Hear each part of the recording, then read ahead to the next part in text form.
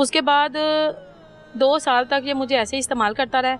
Narkali hotel में, यूसुफ फलूदा की side पे होटल है, उधर ही मिलता रहा मुझे, मिलता रहा। कैसे घर से निकलती थी? मैं कॉलेज जब जाती थी 2 घंटे के लिए कॉलेज से गैप होके क्योंकि ये कहता था तो मेरी बीवी मैंने मिल, मैं तुम चेक करना तू सही है कि। जब निकाह किया आपने? जी। निकाह जब किया उसमें कौन कौन शामिल था? निकाह जब किया आपके घर से तो कोई नहीं होगा ना? नहीं। आपकी फैमिली, आपके फ्रेंड्स में से कोई नहीं होगा? नहीं था। इसके तरफ से कौन? इसके दोस्त थे।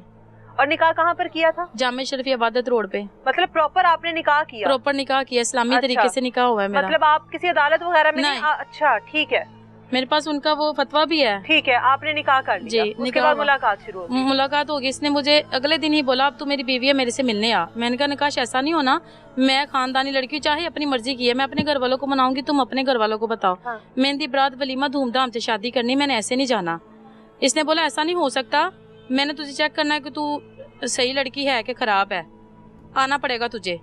इसने मुझे चैलेंज किया। ठीक, मतलब 3 महीने तो ये मेरे साथ इस तरह मतलब बात करता रहा। आखिरकार मैं कि मेरा बंदा है, निकाह हो गया, चलो चली जाती हूँ। फिर मैं इसके साथ जब होटल गई, फिर ये आए दिन 2 हफ्तों में 2-2 दफा मुझे बुलाता होता था।